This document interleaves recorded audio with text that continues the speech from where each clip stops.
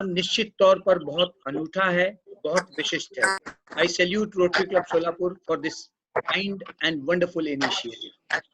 I also I would like to salute Raj Bhai, who is a very good friend of mine, and he is a wonderful person, जिन्होंने ये initiative लिया और उन्होंने इस कार्यक्रम से मुझे जोड़ा। मैं इस अवसर पर सभी कोरोना फाइटर्स को भी सैल्यूट करना चाहता हूं, जो देश भर के विभिन्न हॉस्पिटल्स में, कोविड केयर सेंटर्स में अपनी हेल्थ को ठीक करने में लगे हुए हैं। और निश्चित तौर पर उन लोगों के कारण क्या बड़े परिवर्तन आने वाले हैं, इस पर आज हम लोग बातचीत भी करेंगे। मैं इस अवसर पर कोरोना वॉरियर्स को भी सैल्यूट करना चाहता हूं, जो हमारे देश भर में बहुत शानदार काम कर रहे हैं, चाहे वो डॉक्टर्स हो, मेडिकल की पूरी टीम हो, मेडिकल फ्रेटर्निटी हो, पुलिसमैन हो, सरकारी ऑफिसर्स हो, या फिर एक एक वो व्यक्ति जो किसी न किसी रूप में इस महा लड़ाई में हम सबका सहयोग कर पा रहे हैं, और हम सब लोग मिलकर के इस महान लड़ाई को लड़ रहे हैं। मैं इस अवसर पर उन सभी परिवारों को, इन कोरोना फाइटर्स के परिवारों को, इन कोरोना वॉरियर्स के परिवारों को भी सैल्यूट करना चाहता हूं, क्योंकि निश्चित तौर पर जब कोई व्यक्ति किसी जंग में लड़ता है या कोई व्यक्ति कोई जंग लड़ने के लिए मजबूर हो जाता है, तो उसके परिवार को बहुत बड़े रूप में सामने आना पड़ता है। मैं इस अवसर पर उन सभी लोगों को सैल्यूट करना चाहता हूं, जो आज के इस आयोजन में हम सबके साथ जुड़े हैं और हमारी इस चर्चा में हमारा सहयोग कर रहे हैं। निश्चित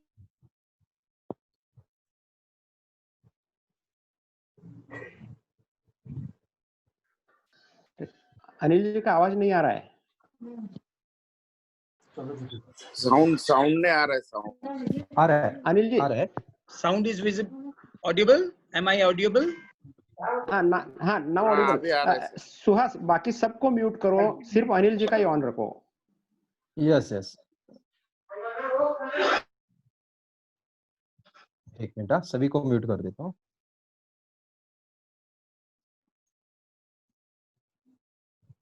इज इट ओके नाउ?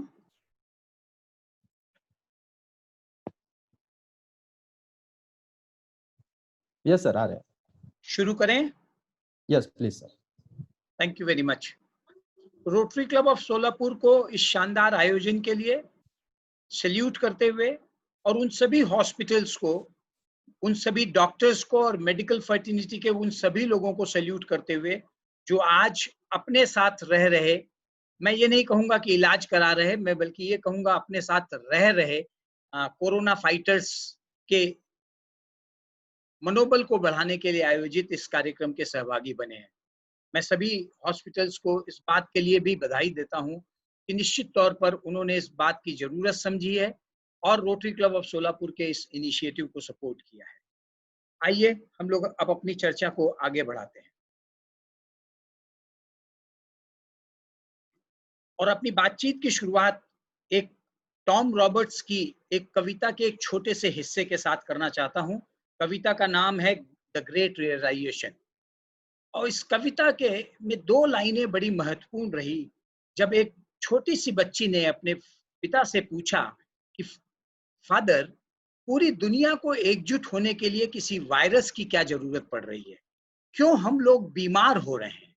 तो फादर ने जवाब दिया कि हम जब भी कुछ बेहतर फील करना चाहते हैं, जहां से हम बेहतर फील करने की शुरुआत करना चाहते हैं, उसके ठीक पहले शायद कई बार हमारा थोड़ा बीमार होना जरूरी होता है।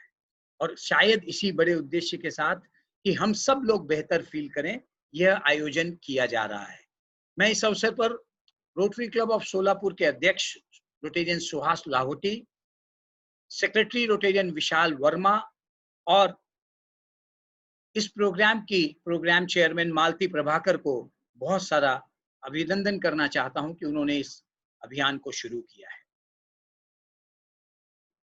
और आज की अपनी बातचीत की शुरुआत एक छोटी सी घटना के साथ करता हूं, जो मेरे स्वयं के साथ घटित हुई।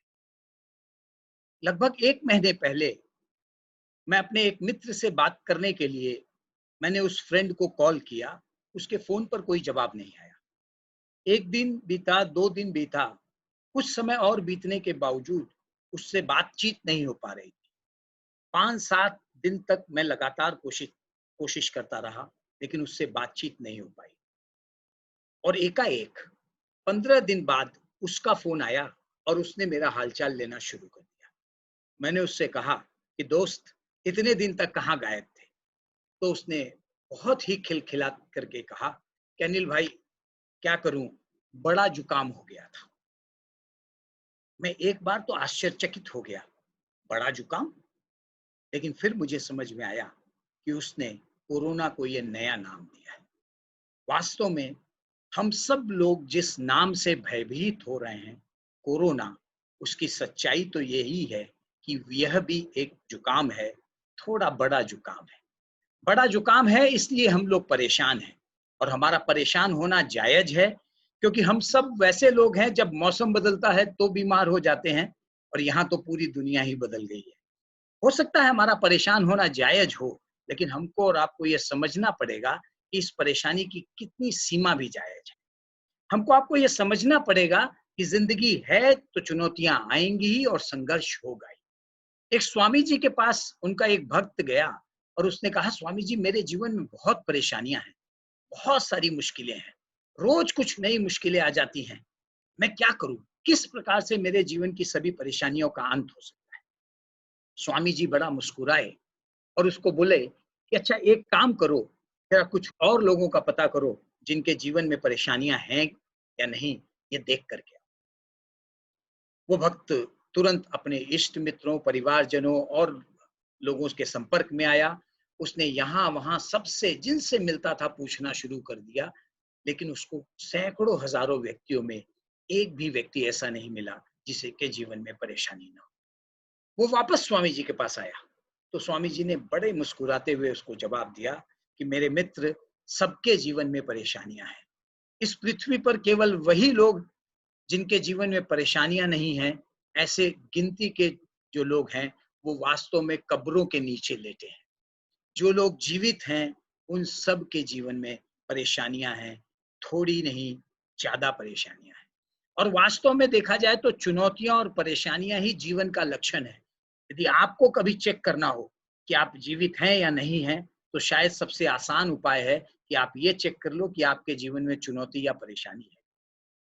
जीवन के हर क्षेत्र में, परिवार में, व्यवसाय में, अपने करियर में, प्रोफेशन में, फ्रेंड्स में, हर जगह कहीं ना कहीं कुछ न कुछ परेशानियां हैं, और हम सब लोग के जीवन में परेशानियां हैं। यही हमारे लिए अच्छा संकेत भी है, क्योंकि ये परेशानियां हमें कमजोर नहीं बनाती, ये परेशानियां हमें कुशल बना देती। उन नदी और उन समुद्रों की बात कीजिए जहां नावें चलती हैं, बड़े जहाज चलते हैं। जब जब तूफान आता है, तब तब जो उसके नाविक होते हैं, जो उसके कैप्टन होते हैं, या जो उसके ड्राइवर्स होते हैं, उनकी कुशलता की परीक्षा हो जाती है। वास्तव में परेशानियां हमको कुशल बना करके कुशल व्यक्ति के रूप में हमें प्रतिस्थापित भी करती है। हमारे लिए परेशानियां एक अवसर के रूप में भी आती हैं। हम और आप यदि गौर से देखें तो हमको और आपको यदि अपने आप पर भरोसा करना आ जाए तो इन परेशानियों से हम बहुत आसानी से पार पा सकते हैं। एक बहुत सुंदर संदेश भारत सरकार की ओर से पिछले दिनों जारी किया गया। मैं इस संदेश से अपनी बात को आगे बढ़ाना चाहूंगा।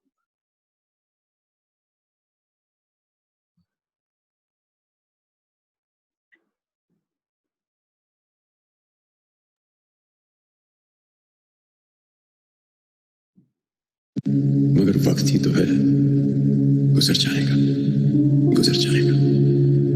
जिंदा रहने का ये जो जज्बा है फिर उभर आएगा, गुजर जाएगा।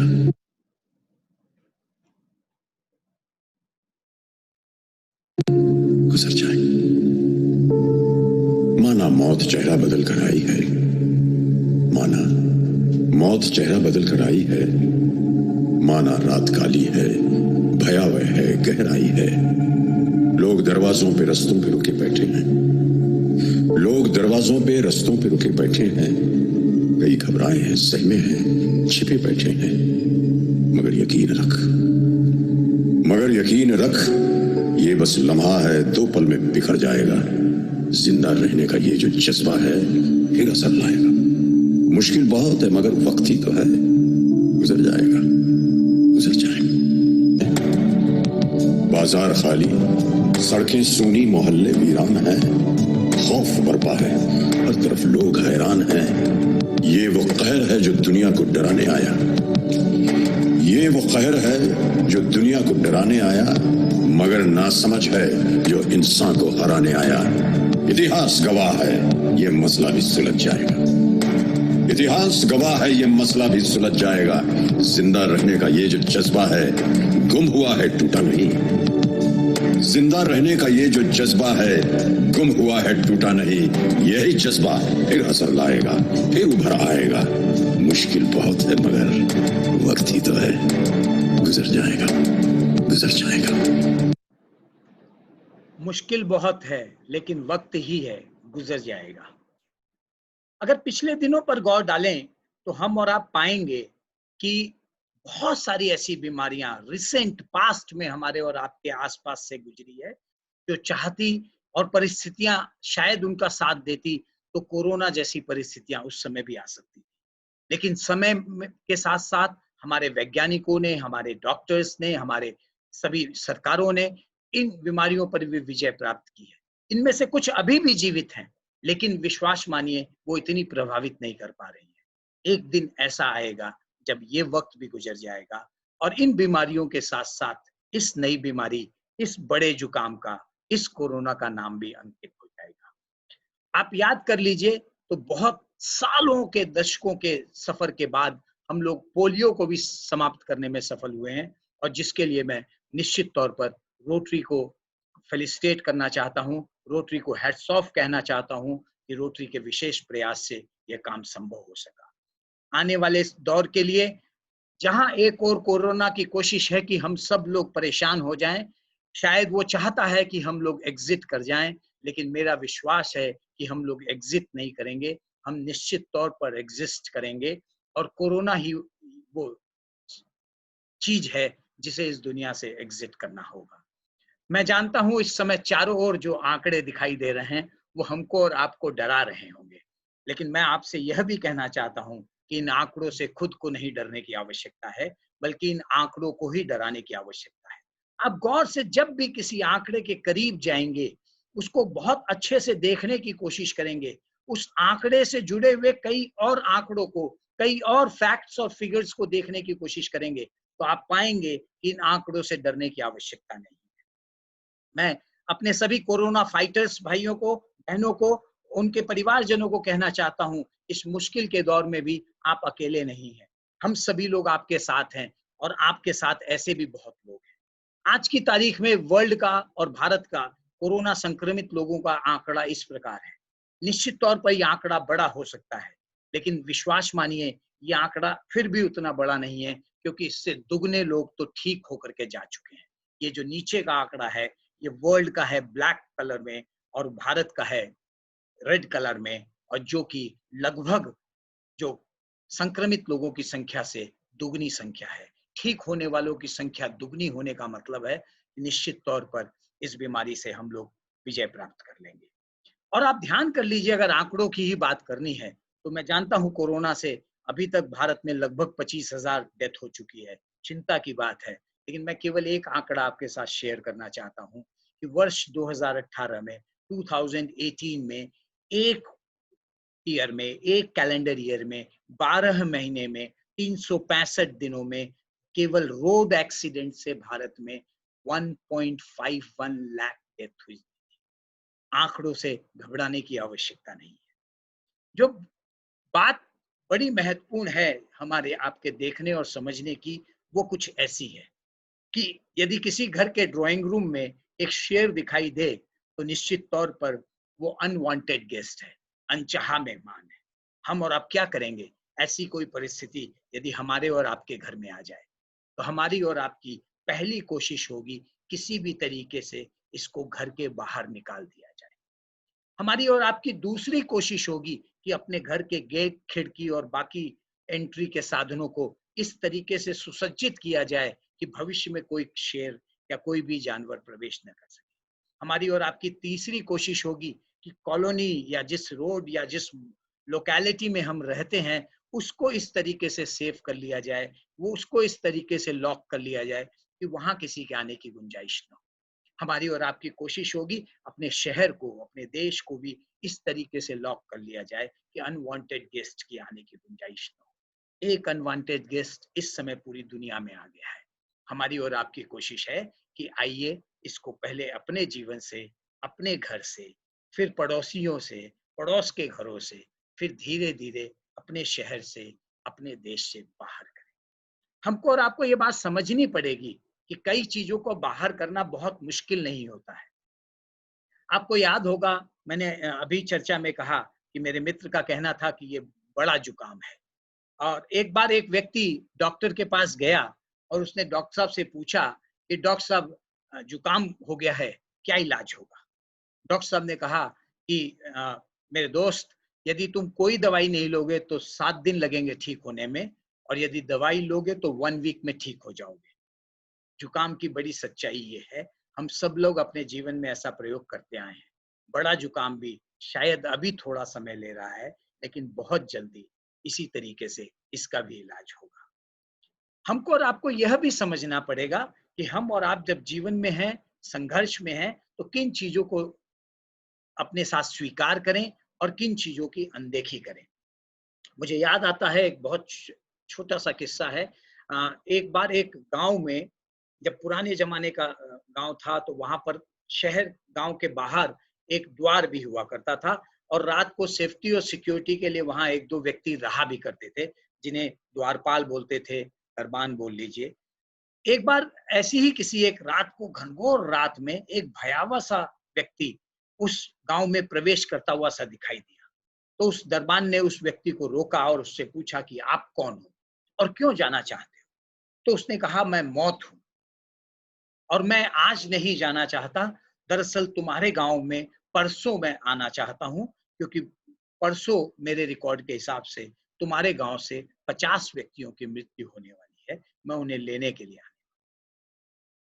कह करके वो अदृश्य व्यक्ति तो गायब हो गया, लेकिन वो दरबान बहुत बुरी तरह से घबरा गया। वो तुरंत अपने सुपरवाइजर और मालिकों के पास दौड़ा और उसने जाकर के सूचित किया कि इस तरह की समस्या आई है, मौत ने कहा है कि वो परसों 50 व्यक्तियों को लेके जाए। सुबह होते होते ये पूरा संदेश सभी गांव वालों तक पहुंच गया। एक एक गांव वाले को पता चल गया कि मौत ने सूचना दी है कि वो परसों मंगलवार को, शनिवार को, जो भी वार पड़ता था, उस वार को 50 व्यक्तियों को लेकर जाए। जब किसी तरीके से वो दिन बीता और जब अगला दिन आया, तो उस गांव में 500 डेथ हो गई थी। थोड़ी ही देर के बाद मौत वापस उस दरवाजे पे जब पहुंची, तो वो दरबान मौत से लड़ पड़ा। तुम बड़े झूठे हो, बेईमान हो, तुमने गलत बात बताई थी। तुमने कहा था 50 लोगों की मृत्यु होगी, यहाँ तो 500 लोग मर गए। तो उस मौत ने बड़ी मासूमियत से जवाब दिया कि मैं तो सिर्फ 50 व्यक्तियों को ही लेने के लिए आया था। तुमने इस बात की खबर फैला करके जो लोगों में डर पैदा कर दिया, उसके कारण 450 और लोगों की मृत्यु हो गई है। सच बात यह है कि लोग मौत से नहीं, बीमारियों से नहीं, उसके डर से अधिक मरा। और इस बड़े जुकाम का डर यदि हम और आप, सावधानी हटाने के लिए नहीं बोल रहा हूं, लेकिन डर हटाने के लिए बोल रहा हूं, यदि इसका डर हम और आप हटाने में सफल हो जाएंगे, तो आप विश्वास मानिए, इसके प्रभाव को हम लोग बहुत कम कर पाएंगे, बहुत सीमित कर पाएंगे। ये हमको याद रखना पड़ेगा कि ये फेफड़े की बीमारी है, ये दिल और दिमाग की बीमारी नहीं है। हम और आप इसको दिल और दिमाग में प्रवेश होने देते हैं, ये हमारे और आपके लिए चिंता का विषय है। फेफड़े की बीमारी का इलाज संभव है, संभवतः दिल और दिमाग की बीमारी का इलाज संभव नहीं हो पाएगा। हमको और आपको यह बात याद रखनी पड़ेगी कि अंधेरा नाम की कोई चीज नहीं होती है। वास्तव में जहां जहां प्रकाश नहीं होता है, लाइट नहीं होती है, एब्सेंस ऑफ लाइट होता है, वहां डार्कनेस अपने आप आ जाता है। हम और आप अंधेरा कहीं से ला नहीं सकते। यदि मैं आपसे कहूं कि मेरा ये कमरा है, इसमें अंधेरा ले आइए, तो आप नहीं ला पाएंगे। यदि, क्योंकि आपको मालूम है कि जब तक प्रकाश को हटाएंगे नहीं, तब तक अंधेरा आएगा नहीं। प्रकाश हटता है तो अंधेरा आता है, और प्रकाश के वापस आते ही फिर से अंधेरा गायब हो जाता है। सूर्य का होना और सूर्य का नहीं होना, यही दिन और रात का चक्र है। हमको और आपको इस छोटी सी बात को अपने जीवन में भी समझनी होगी कि इसका सीधा संपर्क सुख और दुख से भी है, खुशियों और परेशानियों से भी है। यदि खुशियां रहेंगी तो परेशानियां कम आएंगी या नहीं आएंगी। यदि परेशानियां कहीं हैं तो वहां खुशियां ले आए। कई बार मैं देखता हूं अभी चारों ओर सैनिटाइज करने का दौर चल रहा है। मुझे लगता है 2 तरह के सैनिटाइजेशन की लोगों को बहुत बड़ी जरूरत है। पहला सैनिटाइजेशन निश्चित तौर पर कोरोना को हटाने के लिए, जिसमें अल्कोहल मिक्स सैनिटाइजेशन जो प्रेस्क्राइब है, और दूसरा सैनिटाइजेशन खुशियों का सैनिटाइजेशन, जिससे परेशानियां दूर हो जाएंगी। कोरोना और परेशानियां एक साथ जाएंगे, खुशियां और स्वास्थ्य एक साथ आएंगे। आप विश्वास मानिए, हम और आप जैसे ही हैप्पीनेस को अपनी जिंदगी में जगह देंगे, बाकी सब परेशानियों को पीछे हटना पड़ेगा। और हैप्पीनेस को अब हम सबको अपने हर एक्शन का परमानेंट बाई प्रोडक्ट बनाना पड़ेगा, क्योंकि ये दुनिया यदि खुश नहीं रहेगी तो आप विश्वास मानिए ये दुनिया दुखी रहने लग जाएगी। और दुनिया को खुश रखना हम सब की जिम्मेदारी है। हमें हैप्पीनेस मोमेंट क्रिएट करने पड़ेंगे। मैं देखता हूं कई अवसरों पर लोग अपने बर्थडे के दिन बहुत खुश रहते हैं, लेकिन 364 दिन उतने खुश नहीं रह पाते। उनको सोचना पड़ेगा कि ऐसा क्या कारण है कि उस तारीख विशेष को आप खुश हो जाते हैं। और जब वो सोचेंगे तो वो पाएंगे कि ये खुशी उनके अंदर की खुशी होती है। बर्थडे वास्तव में हम सब के जीवन का पहला दिन होता है, लेकिन एक दूसरे एंगल से देखने की कोशिश कीजिए तो जितनी जिंदगी आज से लेकर के आगे तक हमारे पास बची है, आज उसका भी तो पहला दिन ही है। तो क्यों नहीं आज के दिन को अपना नया बर्थडे मनाएं, और ऐसे ही कल परसों नरसों हर दिन बची हुई जिंदगी के पहले दिन के रूप में बर्थडे मनाएं। और बर्थडे मनाने का मतलब यही है, केक काटना, पार्टी देना, जश्न मनाना, गिफ्ट देना, ये बर्थडे नहीं है। बर्थडे का सबसे पहला मतलब है कि हम खुश रहने का संकल्प। जब हम उठें तो खुशी के साथ उठें कि आज स्पेशल दिन है, रोज स्पेशल दिन है। और इसी तरीके से हमको और आपको खुश रहने की आदत डालनी। एक बात याद रखिएगा, 2 लोग बहुत बलवान हैं, बहुत पावरफुल हैं। 2 लोग हमेशा आपके साथ हैं। They are always with you. कौन 2 लोग? भगवान और आप। और अगर इस चित्र को आप गौर से देख सकें तो भगवान में आप भी हैं, आप में भगवान भी है।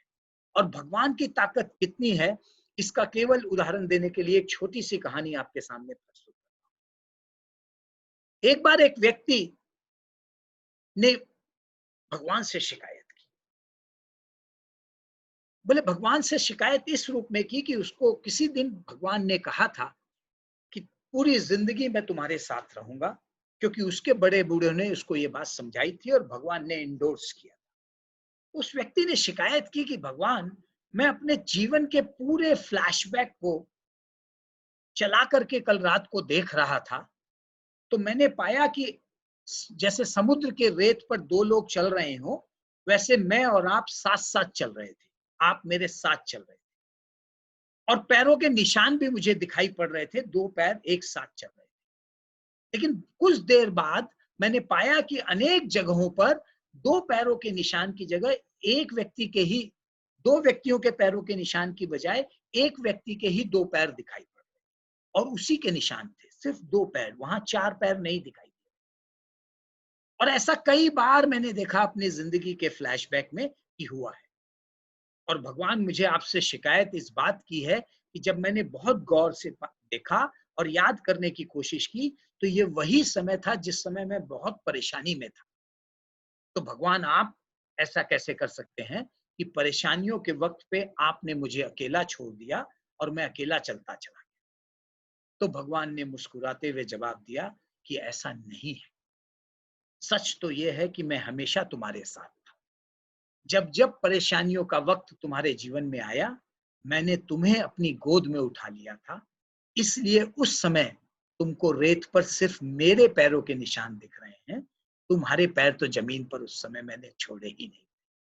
और जब मुझे लगा कि तुम संभल करके वापस चलने लायक हो गए हो, मैंने वापस तुम्हें धरती पर उतारा है और तुम अपना सफर चल रहे हो और उस सफर में मैं तुम्हारे साथ हूं।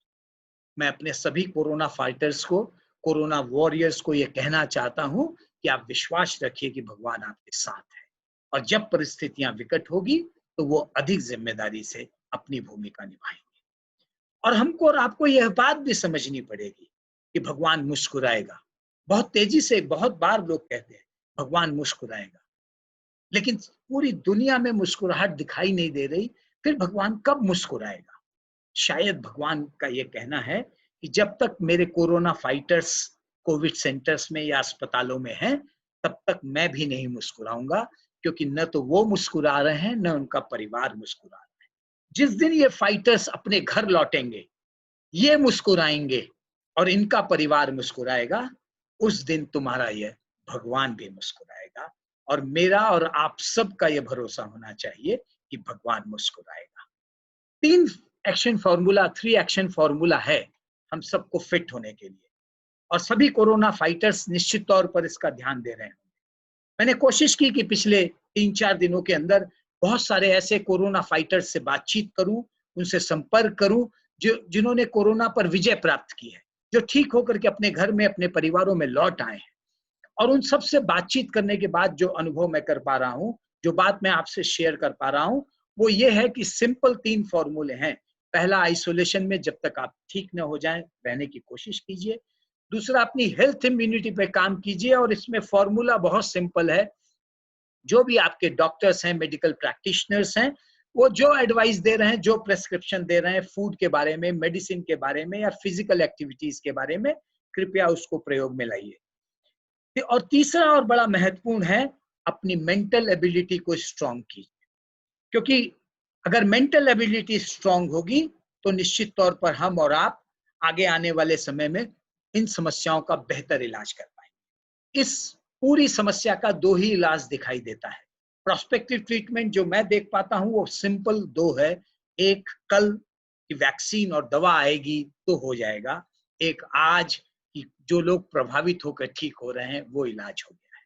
हमको और आपको ये समझना पड़ेगा कि हर्ड इम्यूनिटी बहुत तेजी से काम करती है। एक ग्राफिक आपको और मुझे दिखाई दे रहा होगा, जो रेड, फर्स्ट पिक्चर देखिए, जो रेड कलर में कैरेक्टर्स हैं वो लोग हैं जो संक्रमित हो गए हैं, और जो येलो कलर में हैं वो लोग हैं जो ठीक हैं। धीरे धीरे आप देखेंगे रेड की संख्या बढ़ती चली गई है। जब आप दूसरे पिक्चर में आते हैं, यहां से हर्ड इम्यूनिटी का प्रभाव शुरू हो जाता है। वो लोग जो ठीक हो चुके हैं वो ब्लू कलर में साथ में जुड़ते हैं, और जब ब्लू कलर में जुड़ते हैं तो निश्चित तौर पर इसका बड़ा प्रभाव तीसरे पिक्चर में हमको और आपको दिखाई देगा कि ब्लू कलर की संख्या बढ़ने लगती है और रेड कलर की संख्या कम होने लगती है, क्योंकि चेन ब्रेक हो जाती है। और इस चेन, हर्ड इम्यूनिटी डेवलप होने से जब ये चेन ब्रेक हो जाती है तो हमको और आपको निश्चित तौर पर समस्या का निजात पाने में मदद मिलेगी। और आपको बताऊं, जो साइंटिस्ट है और जो रिसर्च है वो कहती है पोलियो और खसरा से बड़ा जुकाम कम खतरनाक है। इसकी हर्ड इम्यूनिटी जल्दी काम करने लग जाएगी, और यह बहुत अच्छा संकेत है। हमको और आपको यह भी समझना पड़ेगा कि एक दौर था, आज तक का दौर, प्री कोविड जो दौर था, उसमें धन और संपत्ति, ब्लड, आई donation, organ donation, blood donation, ये सब चीजें, ये 5 चीजें बड़े डोनेशन मानी जाती थी।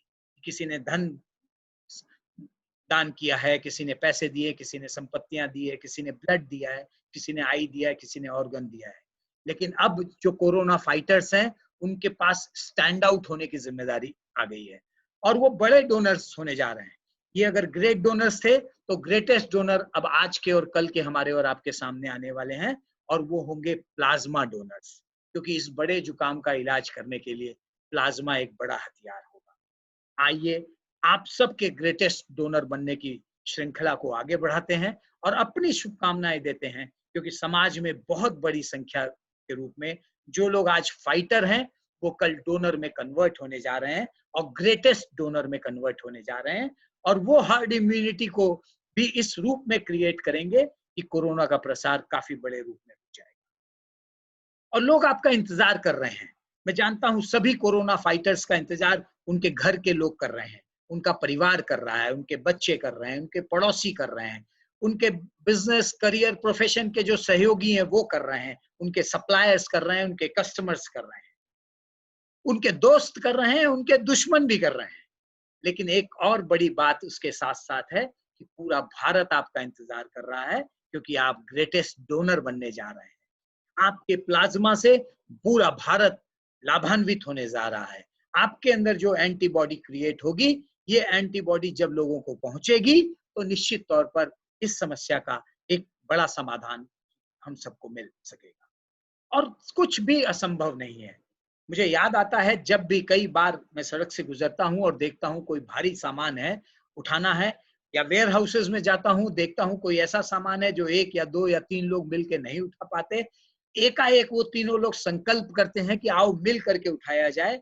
और कई बार तो मैंने मजदूरों को इस तरीके से सामानों को उठाते हुए देखा है कि वो एक साथ सामान को हाथ लगाते हैं और एक जोर से नारा लगाते हैं, जोर लगा के हैशा, और वो सामान उठ जाता है। हम सब अकल्पनीय वजन भी उठा लेते हैं जब लोगों का साथ साथ में होता है और हम अपने अंदर की ताकत को इकट्ठा करते हैं। आज जो दौर है उसमें हम सभी लोगों को, चाहे वो हॉस्पिटल में हो या हॉस्पिटल के बाहर, उन सभी लोगों को सावधान रहने की जरूरत है और अपने अंदर की ताकत को इकट्ठा करने की जरूरत है। आज जो सबसे बड़ा हथियार हमारे और आपके पास होने जा रहा है, वो इम्यूनिटी और पॉजिटिविटी का होने जा रहा है। निश्चित तौर पर बहुत सारे लोग जो आज हॉस्पिटल में हैं, हो सकता है उनकी इम्यूनिटी 20% के आसपास हो और उनकी पॉजिटिविटी भी 20% के आसपास हो, और वो लोग इम्यूनिटी पे काम भी कर रहे होंगे, क्योंकि इम्यूनिटी का बढ़ना भी बहुत जरूरी है और पॉजिटिविटी का बढ़ना भी बहुत जरूरी है। जो सिंपल लाइफ फॉर्मूला कहता है वो ये कि इन दोनों का टोटल 40 नहीं 100 होना चाहिए, और इस 100 के टोटल को अचीव करना हम सब के लिए बहुत जरूरी है।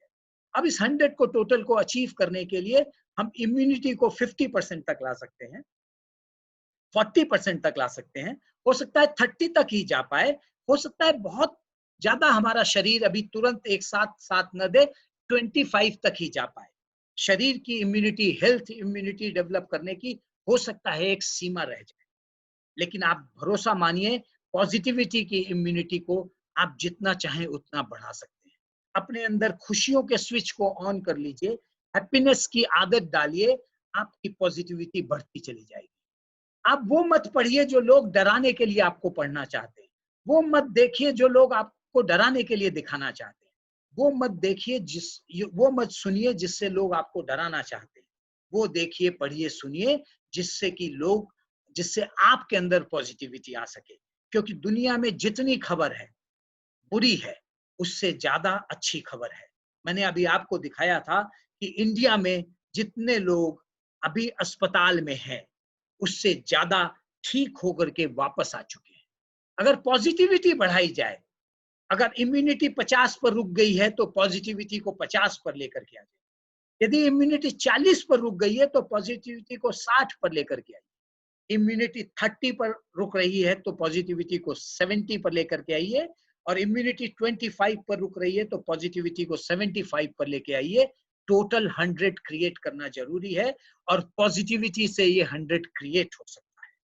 आप ये बात ध्यान रखिएगा कि आपकी सोच पॉजिटिव हो जाएगी, आपकी थिंकिंग पॉजिटिव हो जाएगी, तो आपका टेस्ट निगेटिव हो जाएगा। क्योंकि आप सबको ये बात समझनी होगी कि निगेटिव चीजों को मैग्नीफाइंग अप्रोच से मत देखिए, उनको पासिंग व्यू से देखिए, और जो पॉजिटिव चीजें हो उनको मैग्नीफाइंग अप्रोच से देखिए, उनको बड़ा करके देखिए, उनको अपनी जिंदगी में जगह दीजिए, उनको दिल और दिमाग में प्रवेश कराइए।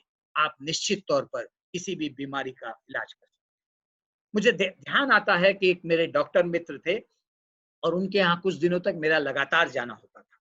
मैं देखता था कि उन्होंने मुझे भी शेड्यूल दे रखा था कि अनिल जी हफ्ते में एक बार आइएगा, कुछ विषय हैं उस पर चर्चा भी करेंगे, और 1-2 पेशेंट्स के बारे में बात करनी थी, एक चैरिटेबल हॉस्पिटल का काम था।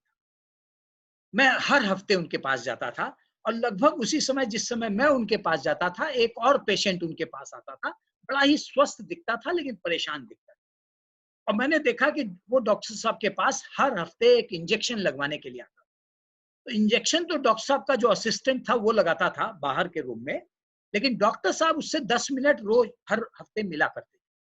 और मैंने देखा कि वो हर हफ्ते उससे 10 मिनट तक कुछ न कुछ पॉजिटिव बातें किया करते थे, बहुत अच्छी बात किया करते थे। 1 हफ्ते, 2 हफ्ते, 3 हफ्ते के बाद मैंने महसूस किया कि वो व्यक्ति अब बेहतर व्यवहार करने लगा है, अच्छे से बात करने लगा है, थोड़ा खुश रहने लगा है।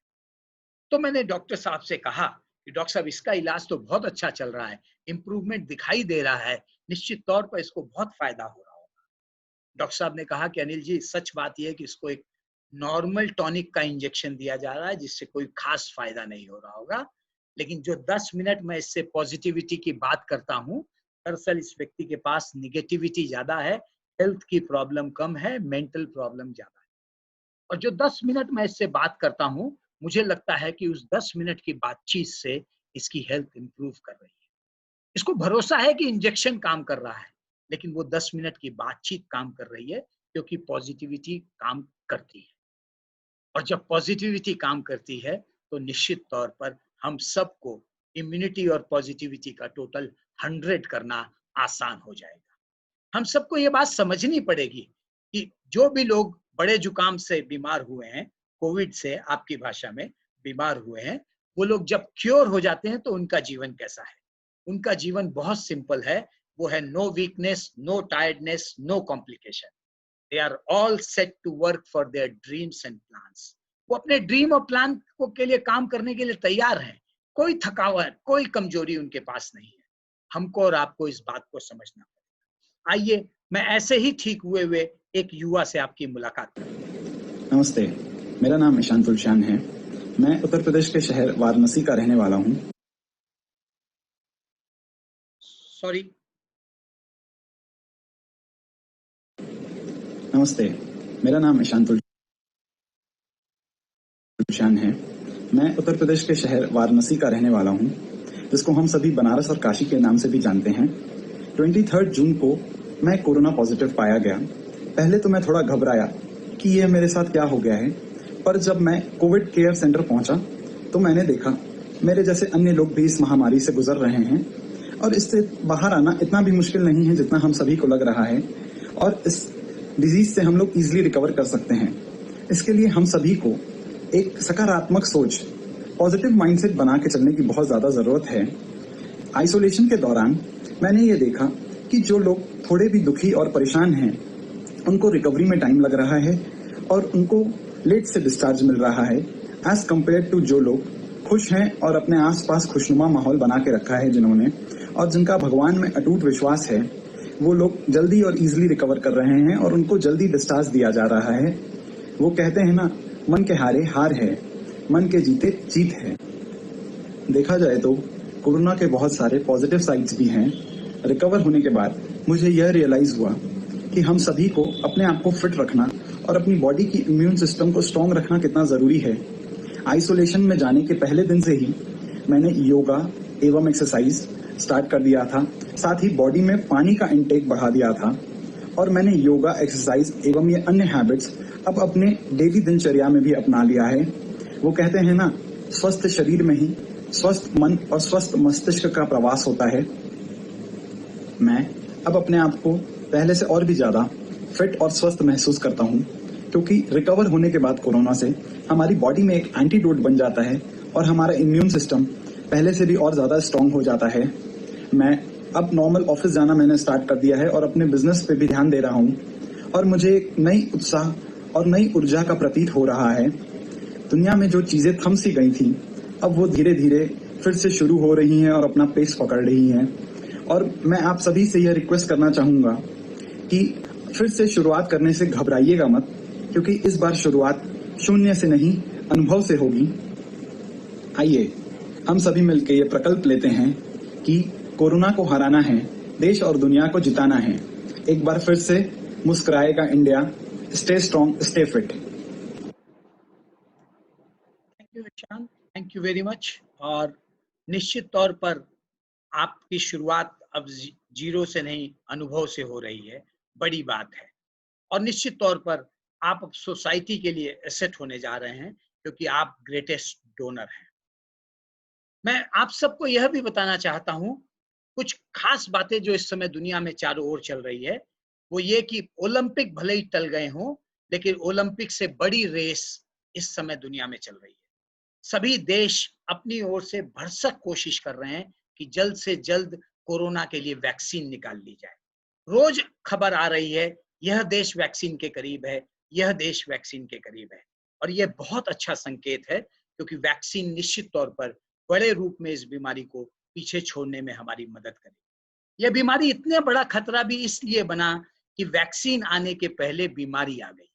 जैसे ही वैक्सीन आएगी, इस बीमारी को भी बहुत बड़े रूप में पीछे जाना ही पड़ेगा। मैं आप सबका परिचय एक और शख्सियत से कराना चाहता हूं और इस चित्र को, इस व्यक्ति के फोटो को चाहता हूं कि आप सब हमेशा याद रखें। ये एक ग्रेट इंडियन है और सेवा का एक शानदार आइकॉन है। यह व्यक्ति है दीपक पालीवाल। दीपक पालीवाल 42 इयर्स के लंदन में रहने वाले जयपुर के निवासी भारतीय हैं। दीपक पालीवाल ने अपने आप को 90 डेज के कोरोना वैक्सीन ट्रायल के लिए समर्पित किया है। कितनी शानदार बात है कि उस लड़ाई के लिए जो पूरी मैनकाइंड के लिए लड़ी जानी है, दीपक ने, एक इंडियन ने अपने आप को ऑफर किया है। Thank you Deepak, salute to you also. मैं आप सबको यह भी बताना चाहता हूं कि फ्यूचर बहुत सेफ है, भविष्य सुरक्षित है। आप इकोनॉमिक फ्रंट की बात करना चाहेंगे ना, तो आप चारों ओर जरा देखिए। निश्चित तौर पर अभी चूंकि लॉकडाउन है, अनलॉक है, बिजनेस खुल रहे हैं, बंद हो रहे हैं, थोड़ा कंजम्पशंस निश्चित तौर पर हो सकता है सब चीजों का उतना तेज न चल रहा हो, लेकिन इकोनॉमिक ग्रोथ के जो सिंबल होते हैं उन पर गौर मारिए। Share market all time high पर है, गोल्ड ऑल टाइम हाई पर है, सिल्वर ऑल टाइम हाई पर है और नहीं है तो बहुत जल्दी पहुंचने वाला है। यह सब संकेत हैं कि लोगों को, एक्सपर्ट्स को यह पता है कि आगे समय अच्छा आने वाला है। आप जियो को देखने की कोशिश कीजिए। जियो में जिस तरीके से लाखों करोड़ रुपए का निवेश विदेश की बड़ी बड़ी कंपनियों ने, विश्व की बड़ी बड़ी कंपनियों ने, इन्वेस्टमेंट कंपनियों ने किया है, वो इस बात का संकेत है कि सबको ये पता है कि यह बीमारी, यह बड़ा जुकाम टेम्परेरी है, यह चला जाएगा और बहुत जल्दी दुनिया फिर से अपनी रंगत में लौटेगी और हम सबका भविष्य सुरक्षित है। और लॉकडाउन के दौरान याद कर लीजिए, मुझे बड़ा आश्चर्य हुआ जब ये खबर पढ़ करके कि रेडमी का एक फोन नार्जो 20 या नार्जो 10 इसका नाम है, नार्जो 10, ये फोन 11 मई को लॉन्च हुआ। 11 मई जब पूरे देश में लॉकडाउन हो रहा था, लगभग 11 से 12 हजार रुपए का फोन है। भारत में इसकी लॉन्चिंग 11 मई को, 11th of May को हुई। आप सब इस फिगर को देख के आश्चर्यचकित हो रहे होंगे। वास्तव में सिर्फ 3 मिनट के अंदर 70,000 फोन बिक गए। इकोनॉमी बूम करेगी। निश्चित तौर पर हम सब लोग एक बेहतर भविष्य की ओर बढ़ रहे हैं। एक डिजीज आई है एकाएक, हम लोग इस कारण से आज परेशान हैं, लेकिन आप विश्वास मानिए कल इससे भी बड़ी कोई मेडिसिन आएगी। हो सकता है कोई ऐसी मेडिसिन आ जाए जो 100 इयर्स तक हम बीमार न पड़े, ऐसा भी कैप्सूल आ सकता है। निश्चित तौर पर अगर डिजीज बड़ी आई है तो दवा उससे बड़ी भी आ सकती है। इस उम्मीद के साथ दुनिया आगे बढ़ेगी और खूब तेजी से बढ़ेगी और आगे आने वाले समय में बहुत कुछ बड़ा, बहुत कुछ नया होगा। नया नॉर्मल बड़ा इंपॉर्टेंट होने जा रहा है। इस नए नॉर्मल में केवल हमको और आपको कुछ चीजों में अपना ढर्रा बदलना होगा। बाकी दुनिया जश्न की दुनिया के रूप में, प्रगति की दुनिया के रूप में, आगे बढ़ने वाली दुनिया के रूप में निश्चित तौर पर उभरने वाली है। जो 5 जरूरी चीजें मैं देख पाता हूं इस नए नॉर्मल में, जो आप सब कोरोना फाइटर्स को भी तैयार रहना होगा, क्योंकि बहुत जल्दी आप वापस अपने घर आने वाले हैं, अपने परिवार के साथ आने वाले हैं। जिन 5 चीजों पर आपको भी फोकस करना चाहिए, वो 5 चीजें में से पहली चीज है पॉजिटिविटी, क्योंकि ये होगी तो सब चीज का मुकाबला हो सकता है। इम्यूनिटी, हेल्थ इम्यूनिटी, और याद रखिएगा फॉर्मूला फिर से, पॉजिटिविटी और इम्यूनिटी मिला के 100 होना जरूरी है। सस्टेनेबिलिटी, हमको और आपको अपने आप को बनाए रखने के लिए जो जरूरी हो उन चीजों को करना है। हमको आपको कनेक्टिविटी की बहुत जरूरत है, लोगों के साथ संपर्क करने की बहुत जरूरत है, और नया नॉर्मल कनेक्टिविटी को आसान कर रहा है। मैं उत्तर प्रदेश में वाराणसी में रहने वाला, भगवान शिव की नगरी, गंगा की नगरी में रहने वाला व्यक्ति आज सोलापुर के अपने मित्रों के साथ, सोलापुर के अपने भाइयों के साथ, सोलापुर के कोरोना फाइटर्स के साथ, सोलापुर के कोरोना वॉरियर्स के साथ बातचीत कर पा रहा हूँ। यह कनेक्टिविटी इस न्यू नॉर्मल ने आसान कर दी है। इसके लिए मुझे कोई ट्रैवल नहीं करना पड़ा और आप सब भी अपनी अपनी जगह से शायद इस प्रोग्राम को से जुड़ पा रहे हैं। और इसके साथ साथ जो पांचवी बड़ी चीज है, चूंकि अब ये आपदा आई है, चूंकि अब दुनिया एक हुई है, चूंकि हम और आप एक दूसरे की परेशानियां बेहतर समझने लगे हैं, तो अब जेनरोसिटी की बड़ी इंपॉर्टेंस है। हमको सद्भावना की बहुत इंपॉर्टेंस है। और रोटरी तो ये संदेश हमेशा ही देता आया है, जहां वो कहता है कि सर्विस अब सेल्फ है, वहीं फेलोशिप थ्रू सर्विस, ये दो रोटरी के बड़े नारे हैं। और इन्हीं नारों के आधार पर मैं आपसे ये अपील भी करना चाहता हूं कि दूसरों के प्रति सद्भावना और सेवा के लिए तत्पर रहना, ये दो बड़ी जरूरतें हैं जिसके लिए हमको और आपको तैयार रहना होगा। हमको और आपको इस बात के लिए भी तैयार रहना होगा कि जो भी लोग आपको सोशल डिस्टेंसिंग के लिए बोले, उनको रिजेक्ट कर दीजिए। ये फिजिकल डिस्टेंसिंग का समय है। हाथ छोड़ना है लेकिन साथ नहीं छोड़ना है, अदरवाइज हम कम्युनिटी को ठीक नहीं कर पाएंगे, चीजों को सही नहीं कर पाएंगे। हमको आपको ये समझना पड़ेगा कि अब मास्क पहना हुआ व्यक्ति बीमार नहीं, जिम्मेदार माना जाएगा, और जो मास्क नहीं पहनेंगे वो गैर जिम्मेदार, लापरवाह माने जाएंगे। तो हमको और आपको ये समझना होगा। हमको आपको ये समझना होगा कि अब चेहरों को पढ़ने की बजाय दिलों को पढ़ना पड़ेगा, क्योंकि चेहरे मास्क में ढके हो सकते हैं, और जब हम दिलों के साथ जुड़ जाएंगे, एक दूसरे के दिलों के साथ जुड़ जाएंगे, जब सोलापुर के हमारे मित्र हॉस्पिटल्स में एडमिट कोरोना फाइटर्स के दिलों को पढ़ पा रहे हैं, तो निश्चित तौर पर हम सब के लिए आसान है कि हम अपने आसपास के लोगों के दिलों को पढ़ सकें। और जब हम एक दूसरे के साथ दिलों के माध्यम से जुड़ जाएंगे तो जिंदगी आसान भी होगी और प्रगतिपूर्ण होगी। मेरा विश्वास है अभी के दौर में बड़े मुहावरे चल रहे हैं, एक नया मुहावरा भविष्य में ऐसा भी आएगा जब यह हम बोलेंगे कि हमारा क्या बिगाड़ लोगे, हमने तो कोरोना को भी हरा दिया। कोरोना के हारने का सफर शुरू हो गया है। हम और आप मिल करके काम करेंगे तो हम लोग निश्चित तौर पर इसे हरा पाएंगे। हो सकता है आज मुश्किलों के दिन हैं, लेकिन इस बात के साथ अपनी बात समाप्त करना चाहूंगा कि कल हर हाल में सुनहरा होगा। याद रखिए, रात जितनी घनघोर होगी, सुबह उतनी पास होती है।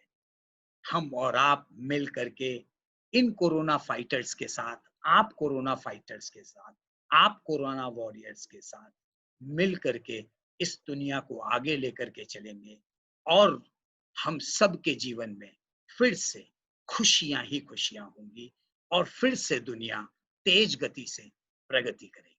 आइए इस सुनहरे कल की ओर आगे बढ़ते हैं। मैं अपनी बहुत सारी शुभकामनाएं आप सबको ज्ञापित करता हूँ। बहुत बहुत धन्यवाद। एक बार पुनः मैं रोटरी क्लब सोलापुर और राज भाई का आभार ज्ञापित करना चाहता हूँ, जिन्होंने मुझे इस नोबल कॉज से जुड़ने का मौका दिया और आप सबसे बातचीत करने का मौका दिया। मैं ईश्वर से प्रार्थना करना चाहता हूँ, क्योंकि वाराणसी में रहता हूँ, तो भगवान शिव से और माँ गंगा से प्रार्थना करना चाहता हूँ कि आप सबके जीवन में जो लोग भी इस कार्यक्रम से जुड़े हैं और जिन्होंने इस कार्यक्रम के संयोजन में अपना योगदान दिया है, और जो हमारे कोरोना फाइटर्स न केवल सोलापुर में, देश भर में, विश्व भर में जिन भी अस्पतालों में हैं, मुझे पता चला है कि कुछ और शहरों के भी क्लबों ने, संस्थाओं ने अपने कोरोना फाइटर्स के लिए ये प्रोग्राम से उनको जोड़ा था। मैं उन सभी के जीवन के लिए, आप सभी के जीवन के लिए ईश्वर से प्रार्थना करते हुए अपनी बात यहीं समाप्त करता हूँ। बहुत बहुत धन्यवाद।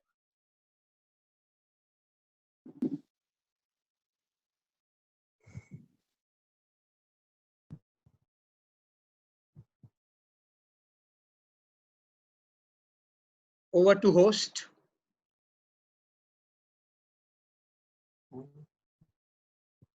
Yes sir. इसके पहले कि हमारे प्रेसिडेंट कुछ कहे, सुहास जी, मैं राज मिनियार, अनिल भाई, it is just not only rotary, but लेकिन मुझे ऐसा लगता है कि ये हमारा रोट्रैक का जो कनेक्शन है, वो रोट्रैक का कनेक्शन यहाँ पे वर्क कर रहा है। और मुझे बहुत ही आनंद है कि आज 25 साल पहले का अपना जो कनेक्शन है, आज इतने बड़े समय में इतने बड़े योगदान के लिए उसने काम किया है। अनिल भाई, मेरे एक फोन कॉल पे आपने ये इनविटेशन एक्सेप्ट किया, और मैंने तो आज तक इतना स्पीच मोटिव और इस परिस्थिति में सुना नहीं है। आपका क्लब की ओर से तो धन्यवाद ज्ञापन होगा ही, लेकिन मेरे व्यक्तिगत रूप से मैं आपका बहुत बहुत धन्यवाद देता हूँ। Suhas, now I request Rotarian doctor Dantkade sir, जो डॉक्टर है, जो कोविड सेंटर भी एक देखते हैं, मैं उनको रिक्वेस्ट करूंगा कि वो अपनी भावनाएं यहाँ पे व्यक्त करें। दंतकाड़े सर को अनम्यूट कीजिए। हाँ,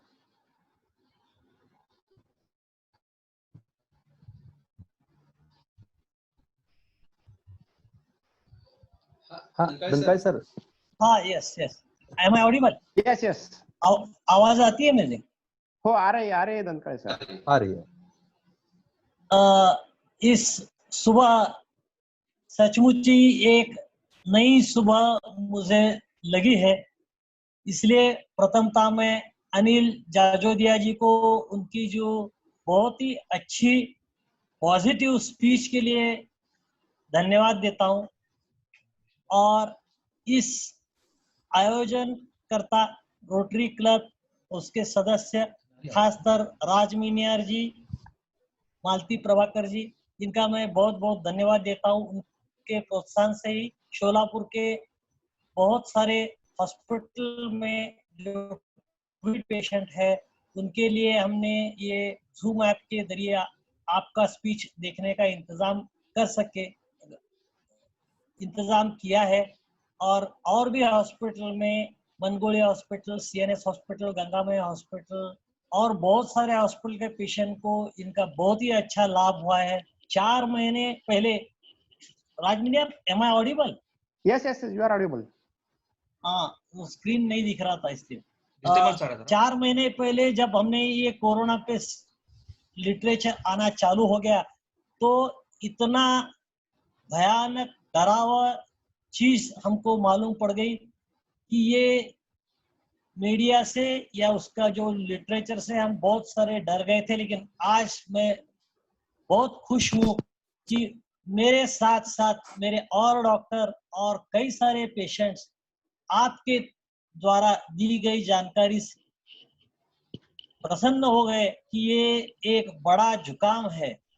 आपकी जो ये कोरोना समझाने की जो तरीका है, इससे मेरे को लगता है कि हमारी दवा से ज्यादा आपकी स्पीच का इससे ज्यादा जरूर है आज के ये पेशेंट लोगों को। हम तो गाइडलाइंस के मुताबिक दे रहे हैं, लेकिन आपने जो आपके डॉक्टर मित्र की स्टोरी बताई, जैसे वो डॉक्टर ने पॉजिटिव बात की, वो दवा से ज्यादा वो काम करती है। आज मुझे लगता है कि बहुत सारे वेबिनार कोरोना पे हो रहे हैं, लेकिन ये आपकी जो पॉजिटिव की दवा है, इससे ज्यादा मरीज ठीक हो जाएंगे, इसमें मुझे कुछ शंका नहीं है। आपने बहुत सारे जटिल विषय को बहुत सारे आसानी से हैंडल किया। Positivity, immunity, sustainability, connectivity and generosity, ये कनेक्टिविटी जो बात है, हम तो इतने लोग डर रहे थे ये कोरोना से, डॉक्टर भी डर रहे थे। हम डबल मास्क यूज कर रहे हैं, शील्ड यूज कर रहे हैं, पीपी किट यूज कर रहे हैं, उससे लोगों से बहुत दूरी हो गई। और आपने जैसा कहा कि ये बीमारी से ज्यादा, ये डर से ये पेशेंट का ज्यादा नुकसान हो रहा था। यहाँ से आगे मुझे लगता है कि दवा के साथ साथ और उससे ज्यादा आपकी जो पॉजिटिविटी का जो इलाज है, वही काम आने वाला है। और सचमुच भी आपके इस स्पीच से एक नए सुबह के दौर चालू हो गए। सोलापुर के सब हॉस्पिटल ओनर्स के तरफ से, सब पेशेंट के तरफ से और मेरे खुद की तरफ से मैं अनिल जिजोदिया का बहुत बहुत धन्यवाद करता हूँ। साथ साथ ही रोटेरियंस जिन्होंने वो ऑर्गेनाइज किया, राज मीनियार, मालती प्रभाकर और कई सारे रोटेरियंस को भी इस सामाजिक विषय पे इस तरह से हैंडल करने का जो उन्होंने प्रयास किया उसका भी बहुत धन्यवाद करता हूँ। धन्यवाद। Over to you Raj.